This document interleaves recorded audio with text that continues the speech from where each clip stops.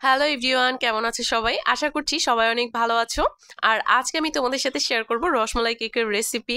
এই একটা ভিডিওর মধ্যেই তোমরা রসমালাই বানানো শিখে যাবে, আর সাথে থাকছে হোমমেড ক্রিম বানানোর রেসিপিটাও। ভিডিওটা না টেনে সম্পূর্ণ দেখতে থাকো, আশা করছি সবার কাছে ভালো লাগবে। প্রথমেই আমি রসমালাইটা বানিয়ে নিব। এর জন্য একটা বলে আমি নিয়ে নিলাম 1/4 কাপ পরিমাণ গুঁড়া দুধ। গুঁড়া দুধ দিয়ে কিন্তু আজকে রসমালাইটা আমি বানিয়েছি। আর এখানে আমি দিয়ে দিচ্ছি প্রায় 1/4 চা চামচের মতো বেকিং সোডা। এখানে কিন্তু বেকিং পাউডার দেওয়া যাবে না, অবশ্যই বেকিং সোডাই দিতে হবে। আর এই বেকিং সোডাটা কিন্তু যে কোনো মুদির দোকানে তোমরা পেয়ে যাবে। তারপর আমি এখানে দিয়ে দিচ্ছি কিছুটা পরিমাণে ঘি। ঘিটা কিন্তু এখানে দেওয়ার চেষ্টা করবে, আর ঘিটা যদি হাতে কাছে না থাকে সেক্ষেত্রে এখানে 1 চা চামচের মতো তেল দিয়ে দিবে। খুব ভালোভাবে ঘিটাকে আমি একটু মিশিয়ে নিলাম। ঘিটা দিলে কিন্তু রসমালাইটা খেতে বেশ ভালো লাগে। আর তারপর একটা ডিম দিয়ে দিলাম আমি এখানে। ডিমের সম্পূর্ণ অংশটা কিন্তু এখানে আমার লাগেনি। একটা ডিম খুব ভালোভাবে আমি প্রথমে কাঁটা চামচ দিয়ে ফেটিয়ে নিয়েছি। তারপর এখানে অল্প অল্প করে ডিম অ্যাড করতে হবে, আর হাতের আঙুলের সাহায্যে আলতো হাতে কিন্তু এই ডোটা করে নিতে হবে। কোনোভাবেই কিন্তু খুব বেশি ঘষাঘষি করা যাবে না, আর হাতে কিন্তু লেগে থাকবে। একটা চামচের সাহায্যে আমি ক্লিন করে নিচ্ছি হাতটাকে। আর এই ডোটাকে একটু রেস্টে রাখতে হবে। ডোটা কিন্তু এই পর্যায়ে বেশ অনেকটাই নরম থাকবে। 5 মিনিট রেস্টে রাখার পরে কিন্তু মিষ্টি বানানোর জন্য একদম রেডি হয়ে যাবে। আমি এটাকে 5 মিনিটের মতো রেস্টে রেখেছিলাম। হাতটাকে খুব ভালোভাবে ক্লিন করে হাতে আমি তেল লাগিয়ে নিয়েছি। আর এখন আমি রসমালাইয়ের শেপটা দিয়ে দিব। তোমরা চাইলে কিন্তু তোমাদের পছন্দ মতো যে কোনো শেপের রসমালাইগুলো বানিয়ে নিতে পারো। আমি আজকে সামান্য একটু লম্বা করে বানাচ্ছি, তবে তোমরা চাইলে এখানে গোল শেপ করে বানিয়ে নিতে পারো। আমি প্রথমে এটাকে গোল করে তারপর হাতের তালুর সাহায্যে একটু হালকা চেপে লম্বা করে নিয়েছি। আর আজকের এই রসমালাইটা কিন্তু আমি বানিয়েছি ডানো দুধ দিয়ে। চেষ্টা করবে ফুল ক্রিম গুঁড়া দুধ নেওয়ার, তাহলে কিন্তু রসমালাইটা একদম ভালো হবে। আর এখানে আমি নিয়েছি প্রায় হাফ কেজির মতো লিকুইড দুধ। আর এই দুধটাকে কিন্তু একটু পাতলা করে নিতে হবে। আর এখানে আমি প্রায় 1/4 চা চামচের মতো চিনিও দিয়ে দিয়েছি। চিনি পরিমাণটা চেষ্টা করবে একটু কমই দেওয়ার। খুব ভালোভাবে যখন বলক চলে আসবে সেই পর্যায়ে আমি এখানে রসমালাইগুলো দিয়ে ঢাকনা দিয়ে ঢেকে দিলাম। আর এভাবেই আমি জাল করে নিব প্রায় 10 থেকে 15 মিনিটের মতো। আর যখন এরকম দুধটা উতলে পড়বে সেই পর্যায়ে শুধু ঢাকনাটাকে এভাবে তুলে আবার নামিয়ে দিতে হবে। এভাবেই কিন্তু জাল করে নিতে হবে একদম হাই হিটে 15 মিনিটের মতো। আর তারপর কিন্তু এটাকে নামিয়ে পুরোপুরি ঠান্ডা করে নিতে হবে। এই পর্যায়ে কিন্তু রসমালাইটা অনেক বেশি নরম থাকে, ভেঙে যেতে পারে।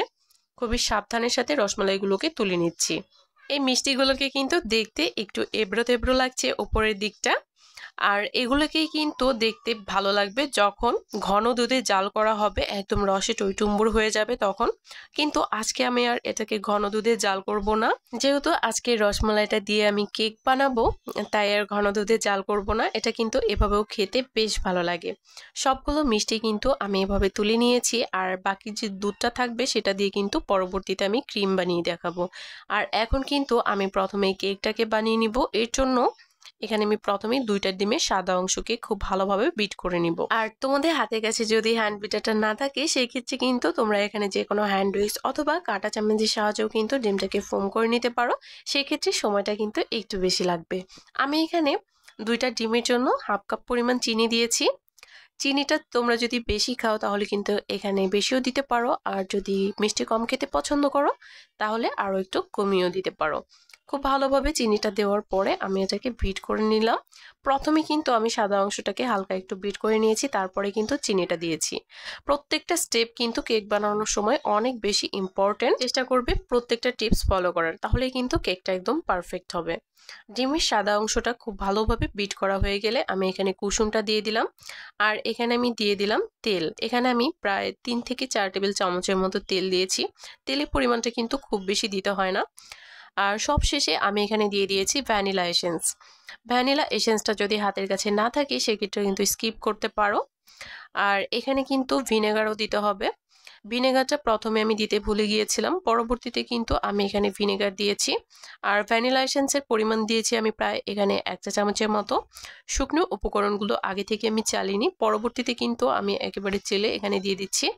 এখানে প্রথমে আমি দিয়ে দিয়েছি 1 কাপ পরিমাণ ময়দা, 2 টেবিল চামচ দিয়েছি কর্নফ্লাওয়ার, 1 চা চামচ বেকিং পাউডার, হাফ চা চামচ বেকিং সোডা, আর 1 প্যাকেট দিয়েছি গুঁড়া দুধ, সবশেষে এখানে ভিনেগারও দিয়ে দিলাম 1 চা চামচের মতো। এখন শুকনো উপকরণগুলোকে খুব ভালোভাবে চেলে নিতে হবে। বেকিং সোডার পরিমাণটা কিন্তু এখানে কমও দিতে পারো, 1/4 চা চামচও দিতে পারো। আমার যেহেতু বেকিং সোডাটা অনেকদিন আগের আনা, এর জন্য আমি একটু বেশি পরিমাণে দিয়েছি। এখানে কিন্তু আমি অল্প অল্প করে দিচ্ছিলাম আর মিশিয়ে নিচ্ছিলাম।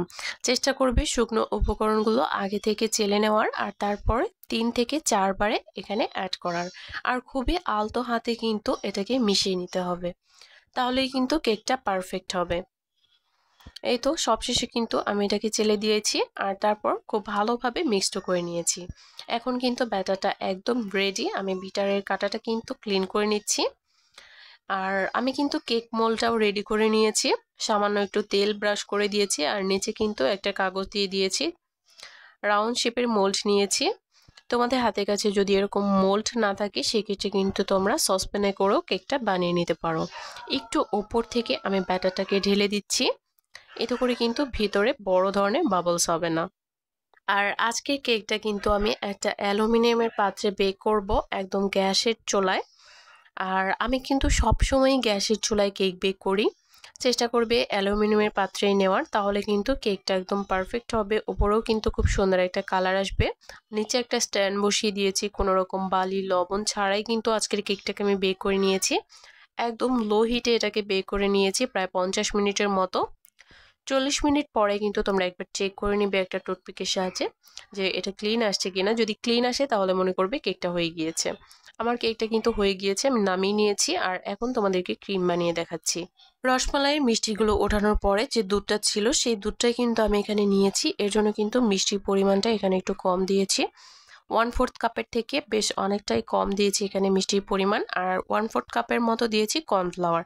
সব কিছুকে প্রথমে কিন্তু একসাথে নেড়েচেড়ে খুব ভালোভাবে মিশিয়ে নিতে হবে আর তারপরে এটাকে জাল করে নিতে হবে। আর এখানে সামান্য একটু রসমালাই ছিল, সেটা কিন্তু আমি তুলে ফেললাম। আর এই তো জাল করার পরে কিন্তু এরকম ঘন ভাব চলে আসবে। আর চুলা থেকে কিন্তু একদম খুব বেশি ঘন করার কোনো প্রয়োজন নেই, এটা ঠান্ডা হওয়ার পরে কিন্তু আরও একটু ঘন হয়ে যাবে। আমি কিন্তু ওটাকে নামিয়ে নিয়েছি আর এখন কেকটাকে বানিয়ে নেওয়ার পালা। কেকটাকে কিন্তু আমি পুরোপুরি ঠান্ডা করে মোল্ড আউট করছি। অবশ্যই পুরোপুরি ঠান্ডা করে এটাকে মোল্ড আউট করে নিতে হবে। আর এটাকে কিন্তু আমি ঢেকে রেখেছিলাম, যার কারণে কিন্তু কেকটা অনেক বেশি সফট হয়েছে। এখানে আমি একটা ট্রান টেবিল নিয়েছি। তোমাদের হাতের কাছে যদি ট্রান টেবিল না থাকে সেক্ষেত্রে কিন্তু বড় উঁচু সাইজের কোনো বাটি নিতে পারো বা কোনো বোল নিতে পারো, তার উপরেও কিন্তু কেকের ডিজাইনটা করতে পারবে। আর বোর্ডের পরিবর্তে এখানে একটা প্লেট দিয়ে দিবে। যাই হোক, উপরে অংশটা সামান্য একটু ফোলা ছিল, সেটা কিন্তু আমি কেটে আমার ছেলেকেই দিয়ে দিয়েছি খাওয়ার জন্য। আর এখান থেকে কিন্তু আমি কেকটা বানিয়ে নিব। উপরে অংশটা উঁচু থাকার কারণে কিন্তু কেকের শেপটা আনতে আমার কষ্ট হতো, যার কারণে কিন্তু উপরে অংশটা আমি এখানে দিব না। কেকটাকে আমি একটু ধীরে ধীরে কাট করে নিচ্ছি। তোমাদের হাতের কাছে যদি এরকম কাটার না থাকে সেক্ষেত্রে কিন্তু তোমরা যে কোনো ন্যাপের সাহায্যে কাট করে নিতে পারো। আর একটু ঘুরিয়ে ঘুরিয়ে সুন্দরভাবে কাট করে নিবে। আর চাইলে কিন্তু তোমরা কেকের পাশে আগে দাগ কেটে নিতে পারো যেন কাটিংটা করা সুন্দর হয়। আমি কিন্তু কেক থেকে 2টা লেয়ার করেছি, যেহেতু উপরে অংশটা আমি বাদ দিয়েছি, মাত্র 2 ডিমের কেক, এর জন্য আমি 2টাই লেয়ার করেছি। উপরে অংশটা যদি বাদ না দিতাম তাহলে কিন্তু 3টাই লেয়ার করতাম। এখন যে উপরের অংশটা আছে সেটাকে কিন্তু আমি নিচে দিয়েছি আর নিচের অংশটাকে কিন্তু আমি উপরে দিব। এখানে প্রথমে আমি একটু ঘন করে দুধ রেখেছিলাম, সেটাই কিন্তু এখানে দিয়ে দিলাম। এটা কিন্তু ক্রিম না, আর এটা কিন্তু অনেকটাই লিকুইড থাকবে যেন কেকের ভিতরে যেতে পারে। খুব বেশি ঘন হলে কিন্তু হবে না, তাহলে কিন্তু কেকটা আবার খেতে ভালো লাগবে না। এখন ওপর থেকে আমি ক্রিমটা দিয়ে দিচ্ছি। ক্রিমটা দিয়ে খুব ভালোভাবে এভাবে ছড়িয়ে দিতে হবে। আর এই ক্রিমটাও খেতে কিন্তু ভীষণ মজাদার, তবে এটার টেস্ট কিন্তু হুইপ ক্রিমের মতো আসবে না, অবশ্যই ভিন্ন হবে যেহেতু হোমমেড ক্রিম কর্নফ্লাওয়ার দিয়ে বানানো। উপর থেকে আমি রসমালাই দিয়ে দিয়েছি 4 পিস। রসমালাইটাকে কিন্তু তোমরা চাইলে ভেঙেও দিতে পারো। আর উপরের যে লেয়ারটা আছে এই লেয়ারে কিন্তু আমি সেই যে ঘন দুধটা আমি রেখেছিলাম সেটা আগে দিয়ে দিলাম। উপরের অংশে দিইনি কারণ উপরের অংশটা সমান, ভেতরে খুব ভালোভাবে যাবে না, এর জন্য কিন্তু আমি ওই অংশে দিয়ে নিয়েছি ভেতরেরটায়। আর তারপর উপর থেকে ক্রিম দিয়ে এভাবে একটা প্যালেট নাইফের সাহায্যে আমি ছড়িয়ে নিচ্ছি।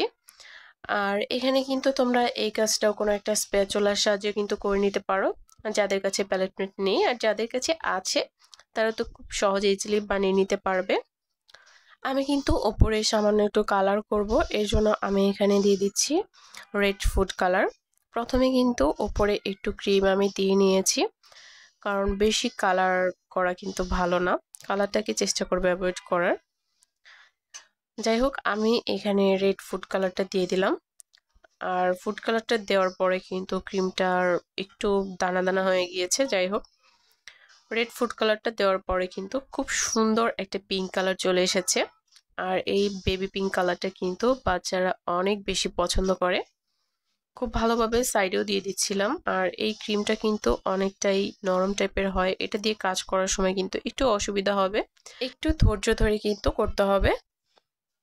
যাই হোক, এই কেকটা কিন্তু খেতে মজার ছিল, তবে উপরে যে ক্রিমটা আমি দিয়েছি এটা খেতে কিন্তু হুইপ ক্রিমের মতো লাগবে না, তবে এটার টেস্টও কিন্তু অনেকটাই ভালো। ওপরে কিন্তু আমি অন্য কোনো ডিজাইন করছি না, ওপর থেকে আমি কয়েকটা রসমালাই দিয়ে দিলাম।